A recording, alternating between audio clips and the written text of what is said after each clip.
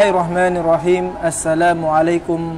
Waalaikumsalam warahmatullahi wabarakatuh. Alhamdulillahi rabbil alamin. Wassalatu wassalamu ala asyrafil anbiya'i wal mursalin Sayyidina Muhammad wa ala alihi wa ashabihi ajma'in. Wala hawla wala quwwata illa billahil aliyyil azim. Rabbi shrah li sadri wa yassir li amri wahlul 'uqdatam min lisani yafqahu qawli wa ba'd. Para pemirsa, para santri, sahabat-sahabati, kaum muslimin muslimat rahimani wa rahimakumullah. Alhamdulillah pada pagi ini kita bisa melanjutkan kembali kajian tafsir, yaitu tafsir Rawa'iul Bayan, tafsir ayatil ahkam, di mana pada pertemuan kali ini kita akan membahas tentang hikmah dibalik disyariatkannya sa'i. Namun sebelum kita mulai pengajian kitab ini, marilah kita bersama-sama membacakan Al-Fatihah. Mudah-mudahan apa yang menjadi niatan baik kita mendapatkan qabul dari Allah Subhanahu wa taala, dan mudah-mudahan para sesepuh, terutama pendiri dari Pondok Pesantren Kiai Syarifuddin, kemudian juga segenap zuriyah para kiai kita, guru-guru kita, mudah-mudahan senantiasa diberikan kesehatan dan umur yang panjang. Amin ya rabbal alamin. Ala hadini wa ala kulli niyatin salihah ila hadratin nabiyyin Mustafa Muhammadin sallallahu alaihi wasallam wa ala alihi wa azwajihi wa dhurriyyatihi syai'un lillahi. Al-Fatihah.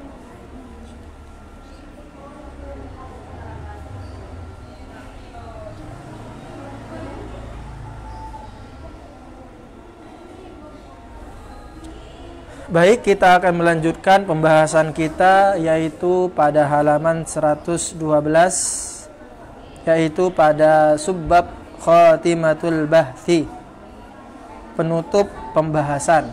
Jadi sebagai review tentang pelajaran yang kita pelajari pada pertemuan sebelumnya, kita telah membahas dan mencoba mengetahui tafsir dari suatu ayat, innas safa wal marwata min sya'airillah faman hajjal baita wa i'tamara fala junaha alaihi ay yatawafa bihima wa man tatawwa khaira fa innallaha syakirun alim.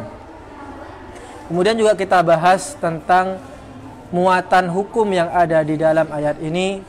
Kita tahu bahwa para ulama, terutama ahlu al-fuqaha, ulama-ulama ahli fikih, berbeda pendapat tentang hukum sa'i, apakah dia fardu ataupun sunnah.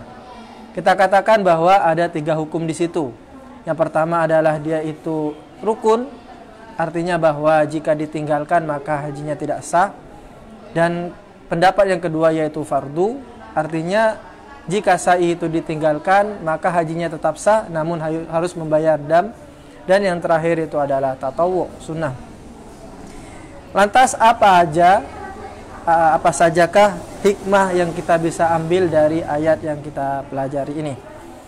Para pemirsa, para santri dimanapun Anda berada, kita baca redaksi dari kitab Rawa'iul Bayan, tafsir ayatil ahkam minal Qur'an. Hikmatut tasyri'i, hikmah dibalik disyariatkannya sa'i antara Safa dan Marwah. Kita tahu bahwa sa'i ini merupakan suatu kegiatan yang dilakukan oleh orang yang haji ataupun yang umroh. Itu mereka lari-lari kecil di antara Bukit Safa, dimulai dari Bukit Safa, kemudian ke Bukit Marwah, dan begitu dilakukan selama 7 kali.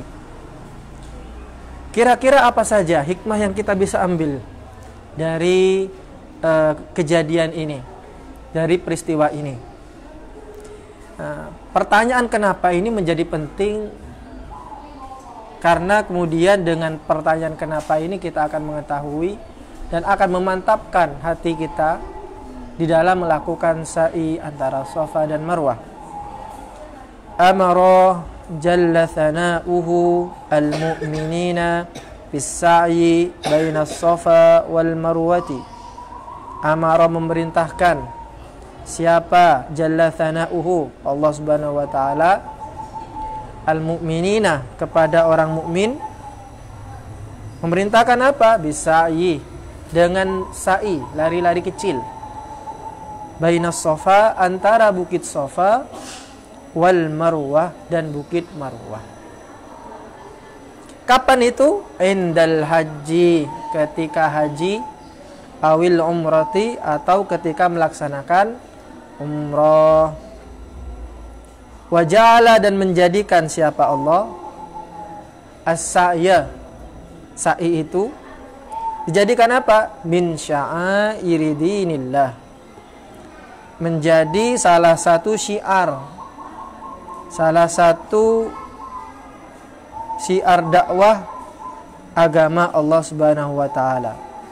Bahkan dalam ayat yang kita bahas itu, di situ sudah terpampang jelas redaksi innas safa wal marwata min sya'airi.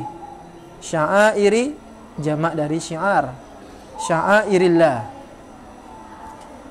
Kemudian Allah juga menjadikan Safa dan Marwah ini wa mim ma'alimi ta'atihi, sebagai simbol, sebagai tanda bahwa seseorang itu taat.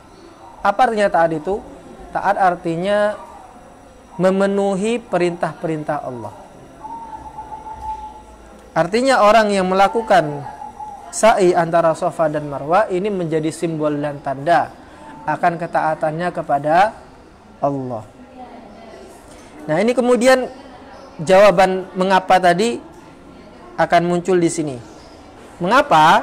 Wadzalika ihya'an lihaditsatin tarikhiyatin min arwa'iz dzikrayati fi tarikhil insaniyati. Jawaban mengapa tadi itu adalah ihya'an, sebagai bentuk kita menghidupkan kembali. Ihya'an, sebagai bentuk kita menghidupkan kembali lihaditsatin, akan suatu kejadian, tarikhiyatin, yang bersejarah, di mana kejadian itu min arwa'iz dzikrayat, termasuk kenangan-kenangan yang indah. Namanya juga kenangan indah, siapapun tidak ingin melupakannya. Sampean ketika nanti selesai dari pondok, tentu akan mempunyai kenangan-kenangan indah di pondok itu.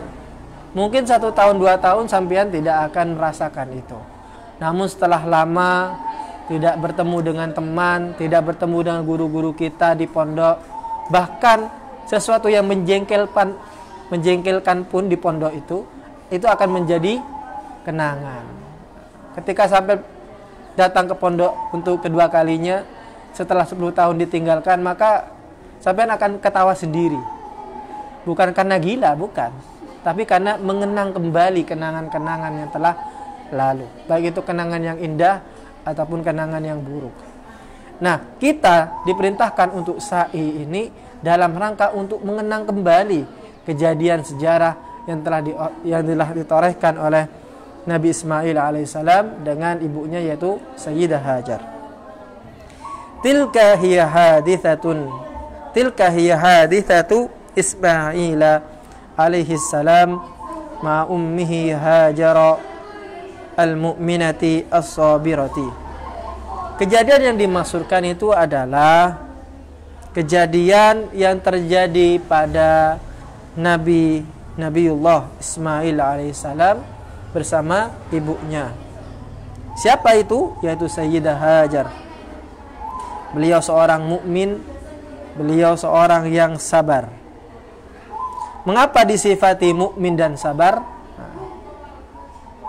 Ba'da antarakahuma al-khalilu Ibrahimu alaihi salam fi makani qafrin laisa fihi anisun wala samirun wala sakinun.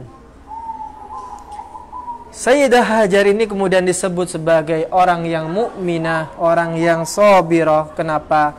Karena beliau ini ditinggalkan oleh suaminya, yaitu Nabiullah Ibrahim alaihissalam, Khalilullah, ditinggal di tempat yang tidak ada tumbuhan sama sekali, tidak ada tempat tinggal, tidak ada manusia di situ, bahkan hewan pun juga tidak ada yang hidup di situ.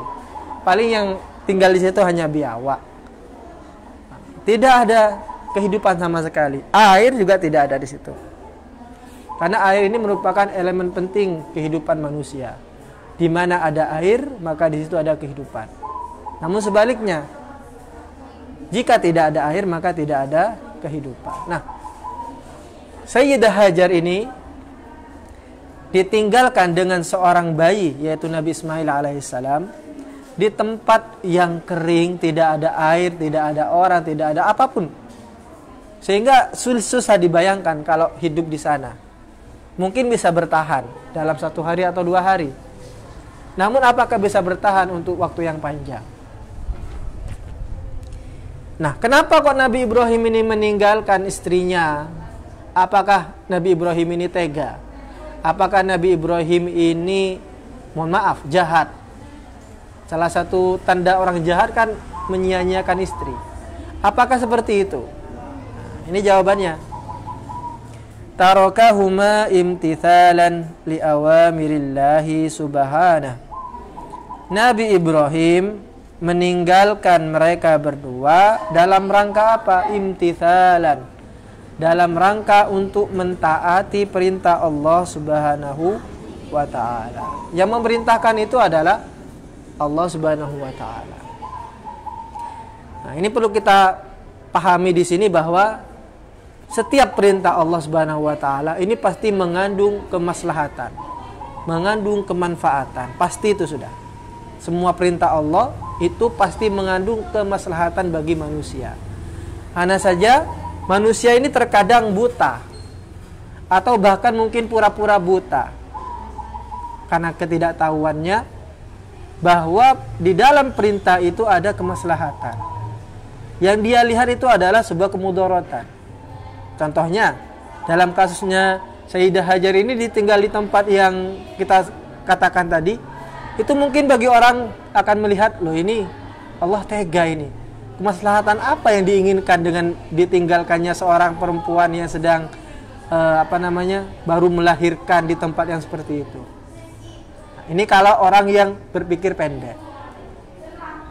Contohnya yang lain. Ngapain Allah Subhanahu wa ta'ala memerintahkan orang untuk puasa? Kan capek, haus, lapar, mending tidak usah puasa. Kan seperti itu. Ini kalau orang melihatnya dari kacamata yang amat pendek. Namun apabila kita menggali lebih dan lebih, maka kita akan menemukan kemaslahatan. Dan yang mengetahui kemaslahatan terhadap manusia itu adalah penciptanya. Siapa pencipta manusia? Allah. Ala ya'lamu man khalaq wa huwal latiful khabir. Bukankah Allah sang pencipta ini lebih mengetahui mana yang lebih maslahat, mana yang lebih baik bagi manusia. Makanya nanti sampean ketika mencari jodoh, kemudian ternyata mendapatkan jodoh yang mohon maaf tidak diinginkan, bukan masuk kriteria gitu. Sampai pengen cari yang ganteng, yang gagah, yang kaya, malah kemudian mendapatkan mohon maaf yang jelek, hitam satu misal, ya miskin, kemudian yang lainnya dari pandangan-pandangan yang menurut sampean itu ya ndak boys banget gitu loh gitu. Tapi percayalah bahwa apa yang dipilihkan oleh Allah Subhanahu wa taala itu yang paling maslahat, yang paling baik buat sampean. Itulah manusia, terkadang melihat sesuatu itu malah sebaliknya.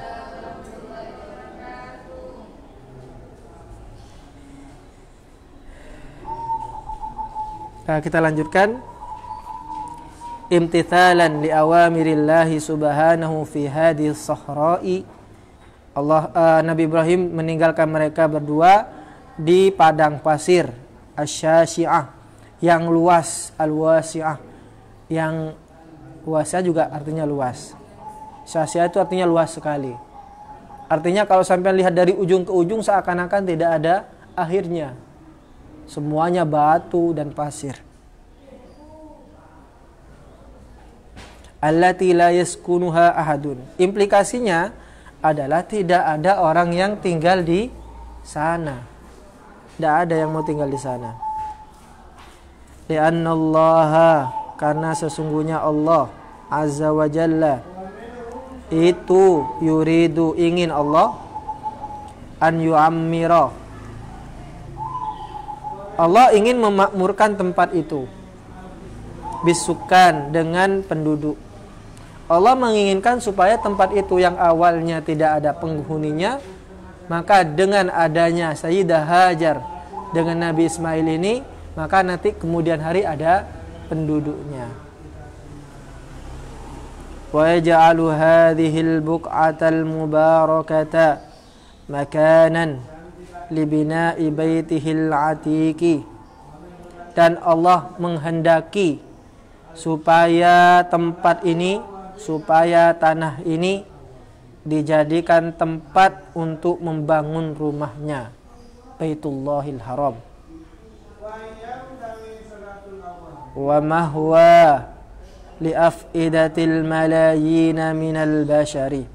Dan Allah juga menghendaki supaya tempat itu menjadi titik rindu, titik cinta bagi setiap hati miliaran orang. Dan ternyata betul, tempat itu sekarang menjadi tempat yang paling dirindukan oleh semua orang, yaitu Ka'bah. Semua orang ingin ke sana. Bahkan di masa pandemi seperti ini pun, di mana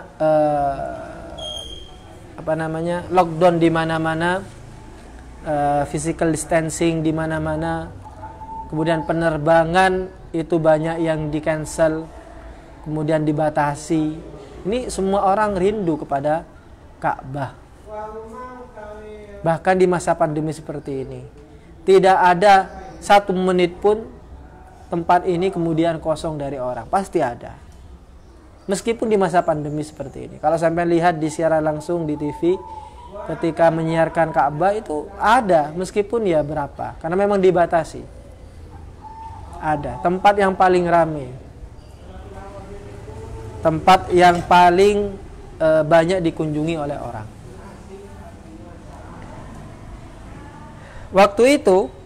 Waktu Nabi Ismail ditinggalkan bersama ibunya, wa kana Ismailu tiflan radi'an.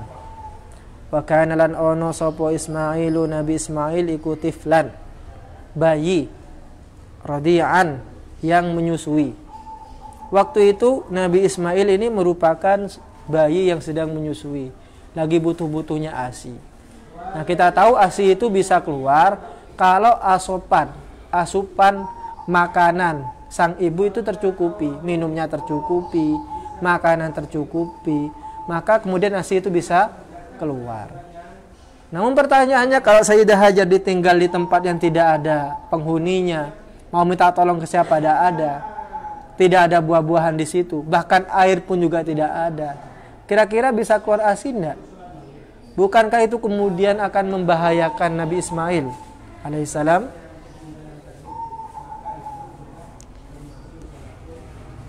Falamma arada Ibrahimu alaihissalam ar-ruju'a, falamma arada, tan semangsane karep sapa Ibrahimu alaihissalam, ketika Nabi Ibrahim ingin kembali,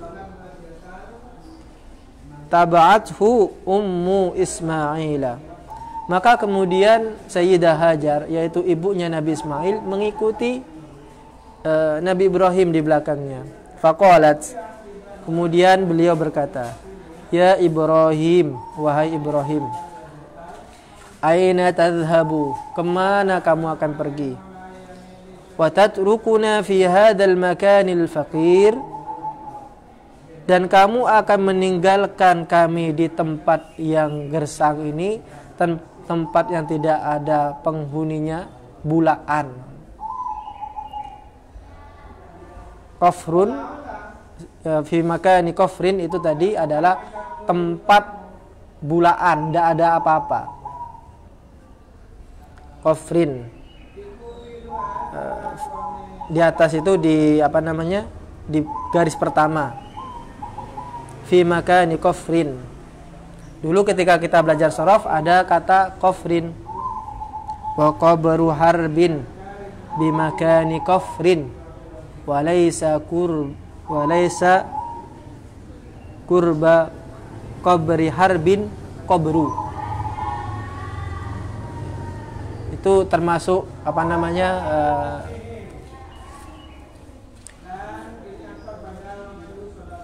ibarah yang mukhillah kalau di dalam balawah itu.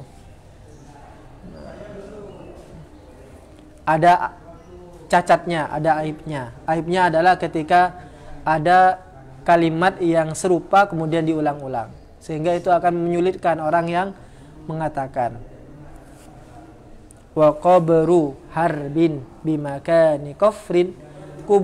Kuburannya Pak Harb itu berada di tempat bulaan, tidak ada apapun di situ.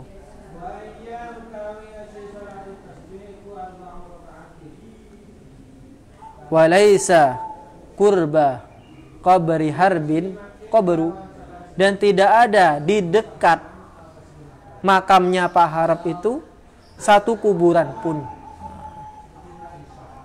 Berarti makan kofrin itu artinya tempat bulaan, tidak ada apa-apa di situ. Alladzi la anisu fihi wala samir, tidak ada teman, tidak ada tetangga, tidak ada orang sama sekali. Ini sangat dramatis sekali kalau kita lihat cerita dari atau kisah dari Sayyidah Hajar ini. Bayangkan ditinggal di apa namanya, di tempat yang seperti tadi itu bersama bayinya, tidak ada apa namanya makanan dan apapun, ditinggal oleh suaminya. Ini kalau kena film Indonesia itu paling ada sound, ada apa, sound back sound apa namanya, ku menangis gitu ya. Namun ini sebenarnya ada hikmah yang besar yang ingin ditunjukkan oleh Allah Subhanahu wa taala. Itulah kemudian tadi Sayyidah Hajar disifati sebagai orang yang mukminah dan sabirah, sabar. Faja'ala la yaltafitu ilaiha. Namun Nabi Ibrahim alaihissalam ini tidak menoleh ke belakang ketika dipanggil, wahai Ibrahim, wahai suamiku. Beliau tidak melihat ke belakang. Kenapa? Takutnya nanti kemudian niatnya Nabi Ibrahim ini yang sudah kokoh untuk meninggalkan istrinya ini kemudian menjadi luluh lantah, tidak tegang lihat, aduh, gak jadi akhirnya. Yang pertama, yang kedua, supaya Sayyidah Hajar ini menjadi perempuan yang kuat, ditinggal mandiri oleh suaminya. Makhafatan, nah, ini yang dikhawatirkan oleh Nabi Ibrahim, an tusrifahu an tanfidhi amrillah, karena beliau takut kemudian tidak jadi melakukan perintah Allah. Tsumma qalat, kemudian Sayyidah Hajar berkata, ya Ibrahim, wahai Nabi Ibrahim atau wahai suamiku, Allahu amaraka bihadza, apakah meninggalkan saya di tempat seperti ini merupakan perintah dari Allah? Apakah Allah langsung yang memerintahkan? Allahu amaraka bihadza. Kemudian Nabi Ibrahim menjawab, "Naam, ya, Allah yang memerintahkan saya dengan perbuatan ini." Qalat, "Idzan la yudayyi'una Allahu." Idzan, jadi, la yudayyi'una, tidak akan menyia-nyiakan na ing kita sapa Allahu Allah. Maka jika ini merupakan perintah Allah, maka tentu Allah tidak akan menyia-nyiakan kita. Pasti Allah akan memberikan solusi. Itu pasti sudah. Makanya sampean ketika ada sesuatu, kembalikanlah kepada Allah. Karena pasti Allah akan memberikan solusi. Sampean takut corona, sudah usaha ini macam-macam udah. Semua protokol kesehatan sudah dilakukan. Ternyata kemudian kena corona. Ya sudah, kembalikan kepada Allah. Ketika sampai sudah berusaha, sudah berdoa, kok masih kena, kembalikan kepada Allah. Maka percayalah, Allah pasti akan memberikan solusi. Idzan la yudayyi'un Allah. Thumma raja'at, kemudian Sayyidah Hajar kembali. Wan talaqa Ibrahim alaihissalam. Kemudian Nabi Ibrahim bergegas meninggalkan mereka. Hatta idza kana 'inda tsaniyati, sehingga kemudian ketika Nabi Ibrahim sudah jauh dari mereka, sudah berada di balik gunung, bihaitsu yarahum wala yarawnahu, ketika Nabi Ibrahim mampu melihat mereka berdua dalam keadaan sedih ditinggal itu. Siapapun pasti sedih kan ya ketika ditinggal suami, pasti itu. Kecuali kalau ada yang tidak sedih, berarti dipertanyakan ini pernikahannya. Ditinggal suaminya kok tidak sedih, malah seneng. Wah, ini perlu dipertanyakan. Wala yarawnahu, tapi mereka tidak melihatnya. Nah, ini lihat bagaimana hati Nabi Ibrahim alaihissalam. Di satu sisi Nabi Ibrahim melakukan itu dalam rangka taat kepada Allah. Di sisi lain sebagai suami dan juga sebagai ayah, tentu mempunyai perasaan apa ya? Perasaan embah macam itu. Embah, siapa yang tak embah ditinggalkan istri di tempat seperti itu. Akhirnya kemudian Nabi Ibrahim berdoa kepada Allah. Nah, seperti yang saya katakan tadi, setelah berusaha, doa, kemudian pasrahkan kepada Allah. Istaqbala biwajihi, istaqbala menghadap siapa Nabi Ibrahim, biwajihi dengan wajahnya, jihatal baiti, ke arah Ka'bah. Waktu itu belum ini Ka'bah, belum tinggi. Tsumma da'a, kemudian Nabi Ibrahim berdoa, bihadhihi da'watil mubarakah, dengan doa-doa yang ada barokahnya. Di mana doa-doa ini kemudian diabadikan di dalam Al-Qur'an. Allati dzakaraha Al-Qur'anul Karim, allati dzakarakan wis nyebut ha ing da'wat opo Al-Qur'anul Karim. Apa doanya? Rabbana inni askantu min dzurriyyati biwadin ghairi dzi zar'in 'inda baitikal muharram Rabbana liyuqimus salata faj'al af'idatan minan nasi tahwi ilaihim warzuqhum minats tsamarati la'allahum yashkurun. Di dalam surah Ibrahim. Bahkan Nabi Ibrahim ini kemudian diabadikan namanya di dalam nama surah. Di dalam Al-Quran itu ada 6 nabi yang diabadikan namanya menjadi nama surah. Pertama Nabi Hud, Nabi Yunus, kemudian Nabi Yusuf, Nabi Ibrahim, Nabi Nuh, kemudian Nabi Muhammad alaihi salatu wassalam. Artinya begini, Rabbana, wahai Tuhanku, Tuhan kita, inni askantu min dzurriyyati, saya sudah meninggalkan anak keturunan saya, biwadin ghairi dzi zar'in, di dalam wadi, di dalam padang pasir. Wadi itu ya bagian dari padang pasir sebenarnya.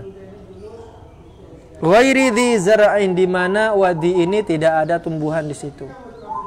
Inda baitikal muharram, di dekat rumahmu, yaitu Baitullahil Haram. Maka permintaan saya, kata Nabi Ibrahim, ini apa namanya, cara merayu. Jadi begitu caranya. Pertama adalah sebutkan apa namanya, sesuatu yang sudah dilakukan. Baru setelah itu minta. Itu caranya. Tiru Nabi Ibrahim alaihissalam. Nabi Ibrahim sudah istilahnya itu, ya Allah, ini saya sudah melakukan perintahmu. Meskipun berat, meskipun berat, tapi tolonglah saya. Kayak gitu. Kayak gini satu misal. Kalau sampean ingin merayu orang tua sampean nanti ketika ketika dikirim. Pertama adalah sebutkan kegiatan-kegiatan yang sudah membanggakan orang tua sampean. Mak, engkau lah hafal Quran kok lah, hatam kok lah, marah apa engkau memiliki sepeda motor. Dengan begini mintanya satu misal, mak, engkau memiliki sepeda motor apa? Kira-kira lebih diterima mana? Tidak. Lebih terima Yang pertama, yang kedua? Yang pertama. Yang pertama. Nah ini cara Nabi Ibrahim alaihissalam seperti itu. Meskipun ya tentu kita akan menyadari dan akan tahu bahwa Allah itu ya mengetahui itu. Namun dalam rangka istilahnya itu ngerayu, tidak apa-apa. Justru Allah itu suka kalau dirayu. Allah itu suka dirayu. Kalau sampai doanya langsung minta jurus gitu kan, ya gimana ya, kayak tadi itu kayak sampai meminta ke orang tuanya langsung seperti itu. Makanya kan kalau sampai lihat doa-doanya para kiai itu biasanya memuji dulu Allah. Sifat-sifat yang indah itu disebutkan. Ya Latif, ya Hayyu, ya Qayyum, dan begitu seterusnya. Baru saya itu minta. Nggak langsung minta. Langsung minta ini yang berbahaya. Apalagi mintanya dengan nada yang tinggi. Kira-kira diberikan nggak? Apa permintaan Nabi Ibrahim? Rabbana liyuqimus salata faj'al af'idatan minan nasi tahwi ilaihim warzuqhum minats thamarati la'allahum yashkurun. Pertama, menyelamatkan mereka. Dengan cara apa? Dengan cara menjalankan semua perintah Allah. Termasuk dalam hal itu sholat. Kemudian yang kedua, jadikan hati orang-orang itu iba kepada anak cucu saya. Dan yang terakhir, warzuqhum minats tsamarat. Berikanlah rizki berupa buah-buahan, berupa makanan. Supaya kenapa? La'allahum yashkurun, supaya mereka bersyukur. Nah, sebenarnya kalau kita tarik dalam konsep saat ini bisa kita gunakan dalam konsep pernikahan, bisa. Bagaimana menciptakan keluarga yang askantu min dzurriyyati, askana itu yang sakinah. Adalah yang pertama, liyuqimas shalah. Jalankan ketaatan kepada Allah, ya, salat, puasa, dan begitu seterusnya. Yang kedua, faj'al af'idatan minan nasi tahwi ilaihim. Sebagai keluarga maka harus saling cinta, saling sayang. Suami mencintai istrinya, istrinya mencintai suaminya, mereka berdua mencintai anak-anaknya, mencintai keluarga besar, dan begitu seterusnya. Karena dengan cinta ini menjadi modal utama di dalam membangun rumah tangga. Dalam keadaan apapun, susah, apalagi senang, enak. Dengan cinta maka semuanya akan terlewati. Namun sebaliknya, sudah kaya, semuanya ada, kayak di surga sudah. Kalau naik mobil Alphard satu misal, tapi tidak ada cinta, nanti sampai naik Alphard itu serasa naik gerobak. Bertengkar terus seperti itu. Maka konsep yang kedua itu adalah harus menumbuhkan perasaan cinta. Warzuqhum minats tsamarat. Kemudian berikan nafkah kepada istrinya. Senang istrinya ini. Istrinya itu jangan disuruh-suruh tok. Disuruh masak tok, disuruh nyuci tok. Disuruh tok, tapi tidak mau dibelanjai. Tidak bisa. Suami itu tidak usah bertanya butuh apa, dilihat. Oh, istri saya kok suka lihat di Facebook atau di Instagram iklan tentang bedak-bedak untuk mengglowingkan wajah gitu kan. Peka suaminya, oh, ya wis tak belikan kan. Dibelikan, habis itu langsung dikasihkan. Gimana kira-kira perasaan istri? Seneng. Nggak usah disuruh istrinya itu, nggak usah disuruh, "Dek, bikinkan kopi." Langsung dia jalan sendiri ke dapur, bikin kopi. "Ini Mas kopinya." Seperti itu. Warzuqhum minats tsamarat la'allahum yashkurun. Sehingga akan terciptalah keluarga yang sakinah, mawaddah, warahmah. Dari ayat ini. Tsumman talaqa yaqta'us sahara wal qafar. Kemudian Sayyidina Ibrahim meninggalkan mereka dengan melewati padang pasir dan tempat-tempat bulaan. bentuk jamak dari qafrin. Qafrin tadi kita katakan bulaan. Wa qabru harbin bimakani qafrin wa laisa qurba qabri harbin qabru. Jangan dijadikan doa nanti kalau pulang dari pondok kebetulan disuruh doa atau pakai doa yang pakai iklal atau saraf fa'ala yafulu fa'alan. Kita lanjutkan. Hatta ada ila watanihi al-awwali, sehingga Nabi Ibrahim kembali ke negara yang pertama, fi ardi Palestina, yaitu di tanah Palestina, di Palestina. Kembali kepada istri yang pertama, Sayyidah Sarah. Ba'da an taraka zawjahu wa waladahu fi riayatillahi wa hifdhi. Setelah Nabi Ibrahim meninggalkan istrinya, anaknya di dalam lindungan Allah. Ini sudah mulai babak yang kedua ini. Tadi kan babak pertama atau scene pertama kalau di dalam film itu adalah adegan di mana Nabi Ibrahim alaihissalam meninggalkan istrinya. Ini scene kedua. Nabi Ismail bersama ibunya. Baqiyat ummu Ismaila wahidatan ma'atifliha tardu'uhu wa tashrabu min dzalika as-saqa'il ladzi ma'aha.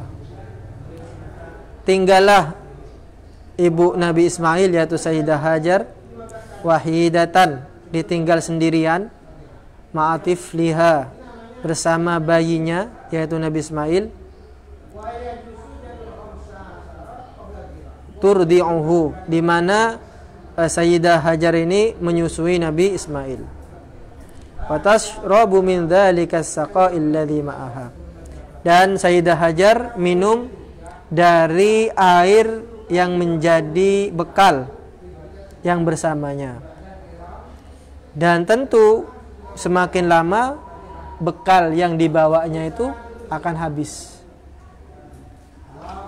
Wa ta'kulu, dan makan siapa, kalau kita maknain dalam bahasa Jawa, wa ta'kulu, lan mangan sopo Sayyidah Hajar minas thamari, saking dari buah-buahan, alladzi taraka, kang ninggal, hu ing thamar, laha katuwi Sayyidah Hajar sopo Ibrahim alaihissalam, Nabiullah Ibrahim alaihissalam. Sayyidah Hajar ini makan buah-buahan yang diberikan oleh suaminya yaitu Sayyidi wa Nabiyuna Ibrahim alaihissalam. Hatta idza nafadha ma fi saqai, hatta idza nafada, sehingga ketika sudah habis tompes, kata Madura itu, habis ma fi saqa, apa yang menjadi bekalnya itu, baik itu air ataupun makanannya, walam yabqa indaha ma'un, dan tidak ada yang tersisa air pun meskipun satu tetes, atishat atshan sadida, maka Sayyidah Hajar ini haus sehaus-hausnya. Wa atisha waladuha Ismailu, begitupun juga anaknya haus sehaus-hausnya. Karena memang kalau kita berada di daerah panas seperti di padang pasir, maka yang dibutuhkan itu adalah air, bukan makanan. Kalau sampean di situ dipilihkan antara makanan, minuman, sama HP yang paling canggih dengan data yang paling cepat, kira-kira pilih yang mana? Atau pilihan yang keempat, cowok ganteng yang sampean idamkan, kira-kira pilih yang mana? Pilih air lah. di tempat yang seperti itu milih air. Bayangkan airnya sekarang sudah habis, sedangkan di sekeliling itu tidak ada mata air sama sekali. Faja'alat tanduru ilaihi. Kemudian Sayyidah Hajar melihat kepada anaknya. Yatalawwa min syiddatil atashi. Beliau Nabi Ismail kehausan. Yakadu yahlikuhu adh-dhama'u. Seakan-akan kehausan itu telah membunuhnya, saking hausnya. Namanya juga seorang ibu tidak tega ketika melihat anaknya mekap-mekap kehausan seperti itu. Fantalaqat, maka kemudian Sayyidah Hajar ini bergegas. Tufattishu lahu an ma'in. Beliau bergegas mencari air di sekitar tempat itu. Fawajadat as-safa aqrabu jabalin yaliha. Kemudian Sayyidah Hajar menemukan Bukit Safa ini tempat yang paling dekat yang beliau bisa jangkau.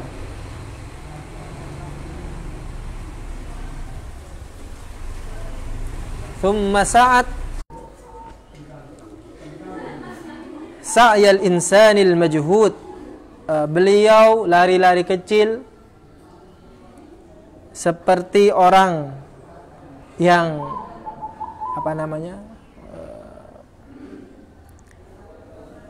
sampean bisa bayangkan orang yang kelaparan kemudian dia mencari makan.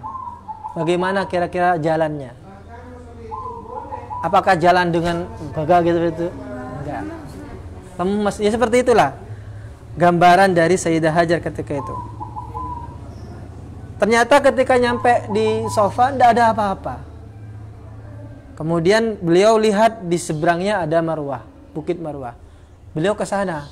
Siapa tahu ada sesuatu di situ, ada air atau ada tumbuh-tumbuhan yang bisa dikonsumsi. Hatta wasalat ilal Marwat falam tara ahadan. Sampai kemudian nyampe ke Marwah. Oh, mana? Kok loncat saya? Fantalaqat tufattishu lahu an ma'in.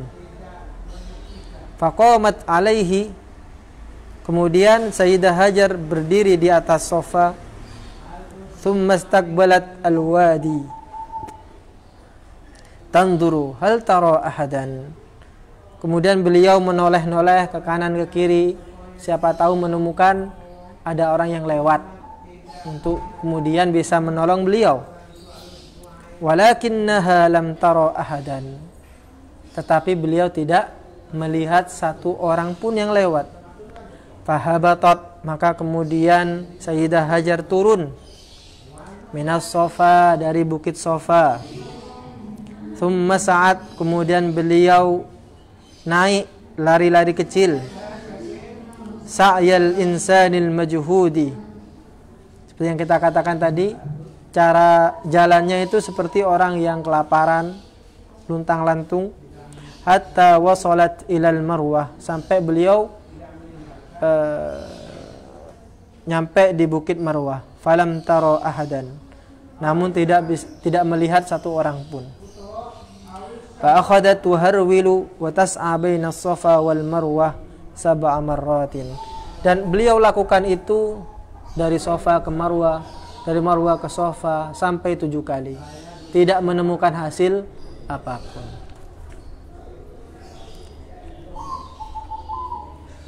Dari sini sampean masih mungkin berpikiran, orang yang berpikir pendek tadi seperti yang saya katakan, mungkin akan berpikiran, ini kok tega Allah meninggalkan orang yang sudah berusaha seperti itu. Sebentar, ini masih ada scene ketiga atau bagian ketiga ini. Lihat bagaimana suatu usaha yang begitu kuat, suatu usaha yang telah dilakukan oleh mereka bertiga, itu akan menghasilkan sesuatu yang indah. Bahkan semua orang menikmati sesuatu yang indah itu sampai saat ini. Qala Ibnu Abbasin, Abdullah bin Abbas berkata, fadzalika sa'yun nasi bainahuma. Nah, itulah kemudian saat ini orang menyebutnya sebagai sa'i antara Safa dan Marwah. Hatta idza asyrafat 'alal halaki, sehingga kemudian ketika beliau hampir meninggal, maksudnya sudah kehausan, sudah kelaparan begitu dahsyatnya. Watalashat kuwaha, kekuatannya sudah tidak ada. Sudah istilahnya itu, bayangkan sudah istilahnya itu sudah berada di titik, aduh, tidak bisa udah. Samiat sauton min ba'idin. Ternyata kemudian Sayyidah Hajar ini mendengar suara dari jauh. Faqalat asma'ta fa'arith in kana 'indaka ghawwasun. Jika kamu masih mendengar, maka minta tolonglah kepada siapapun yang bisa memberikanmu pertolongan. Thumma nadharat, kemudian beliau menoleh melihat, fa idza hiya birajulin. Ternyata kemudian ada seorang laki-laki, entah dari mana, yang tidak tahu ini. Ada seorang laki-laki tidak dikenal, jamilit tol'ati, mukanya ganteng.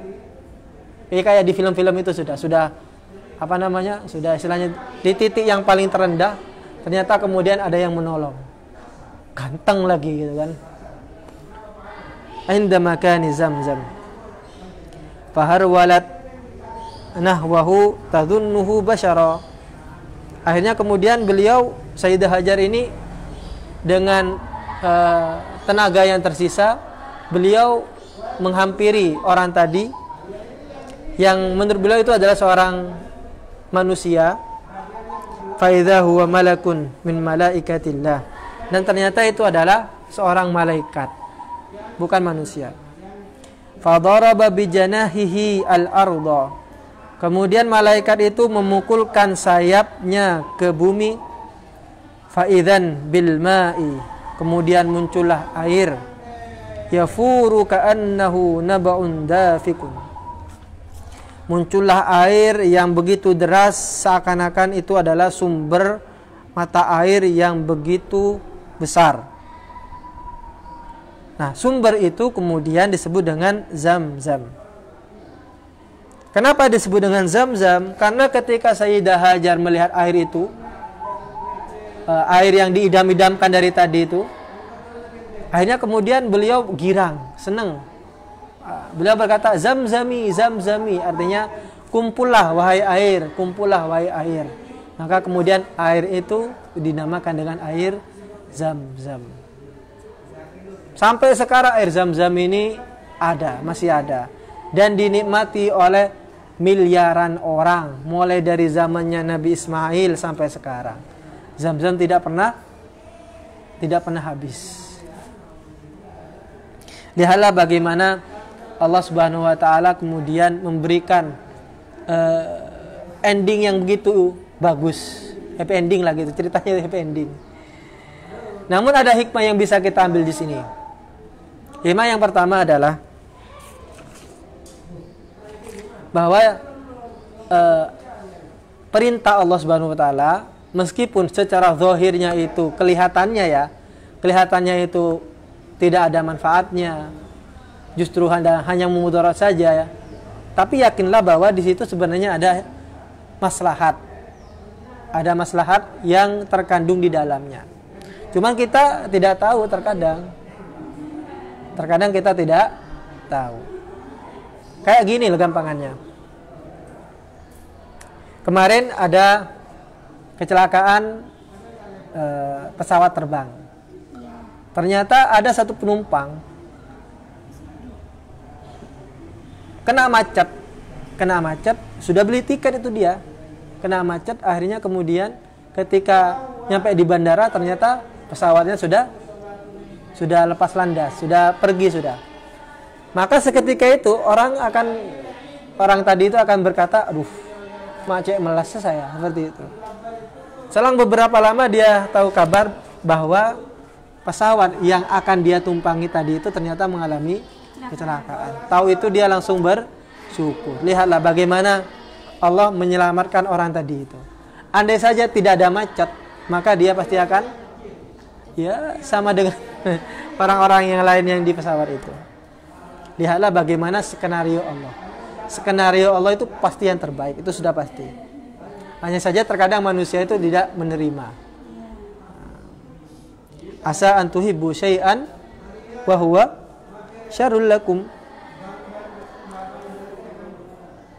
Ini yang pertama, hikmah yang pertama.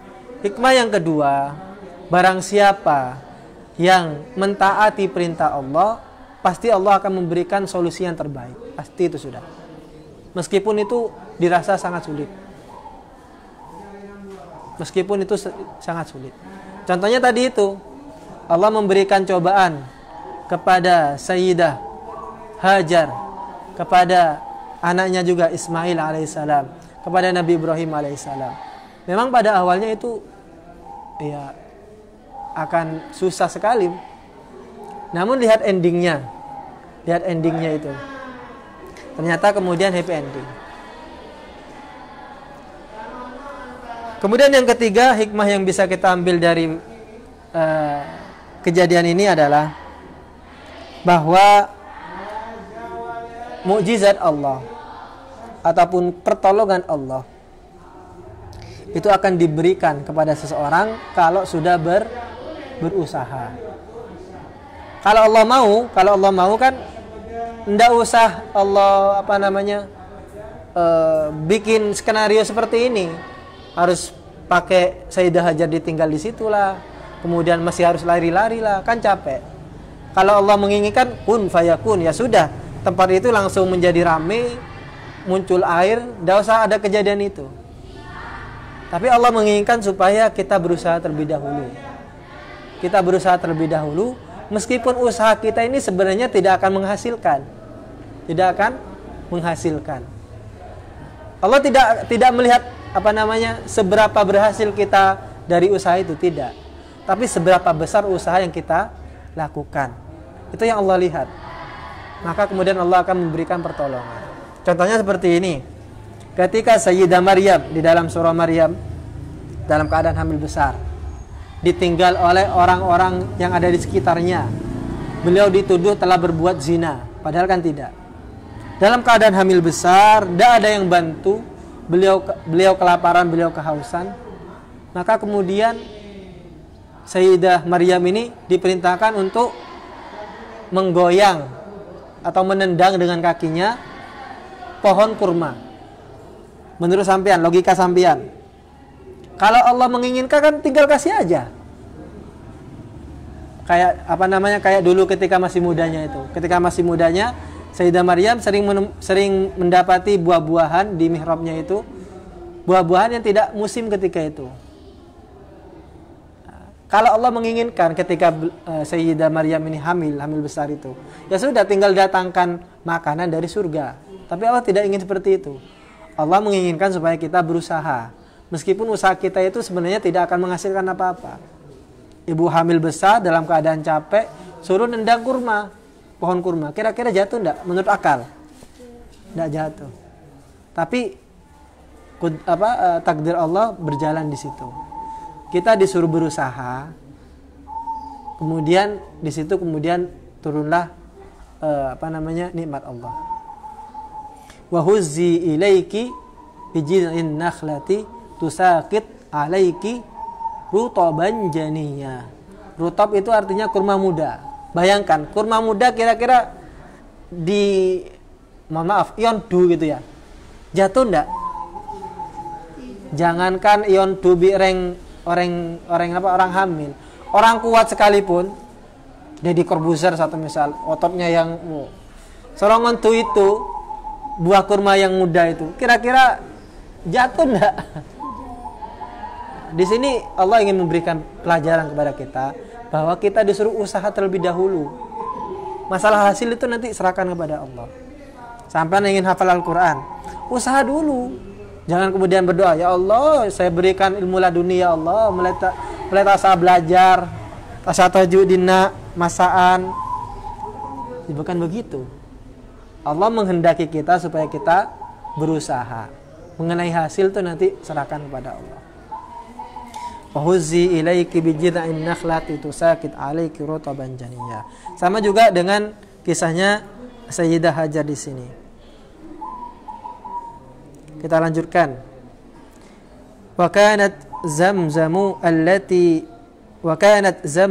allati hiya ayatun min ayatillahi. Maka ternyata sumber mata air tadi itu adalah Zam-zam yang menjadi tanda kebesaran Allah Subhanahu wa taala. Tsumma qala lahal malak. Kemudian malaikat itu berkata. Ingat bacanya malak bukan malik. Malak artinya malaikat, kalau malik artinya raja. In hadza illa malakun karim, malaikat. Kalau malik aja, wa qala al maliku tuni bi. La takhafi ad-diya. Jangan takut wahai Hajar, jangan takut bahwa kamu ini akan disia-siakan. Jangan takut. Allah tidak akan menyia-nyiakan. Dari awal kan sudah memiliki keyakinan Sayyidah Hajar ini. Ketika tahu bahwa ini perintah Allah, maka jawaban Sayyidah Hajar apa? Idzan la yudayyi'unallahu. Allah tidak akan menyia-nyiakan. Fa inna lillahi hahuna baitan sawfa yabnihi hadzal gulamu wa abuhu wa innallaha la yudayyi ahlahu.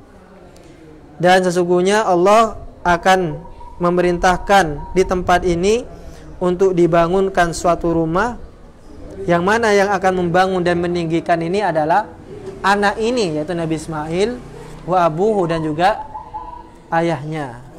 Dan Allah tidak akan menyia-nyiakan orang yang mencintai Allah. Ternyata betul. Setelahnya kemudian ketika Nabi Ismail besar, Nabi Ismail membangun tempat itu, meninggikan. Wa idh yarfa'u Ibrahim. Terus wa idh yarfa'u Ibrahimul qawa'ida minal baiti wa Ismail. Hadihi utawi iki iku khulasatun, kesimpulan tilkal haditsati tarikhiyati, kejadian yang bersejarah itu, wa dzikra al khalidah, dan kenangan-kenangan yang akan senantiasa dikenang, abadi, allati aradallahu an yu'ammira biha baitahul atiq, yang Allah inginkan supaya tempat itu menjadi makmur, menjadi ramai. Dan ternyata betul, tempat itu sekarang menjadi tempat paling ramai sedunia.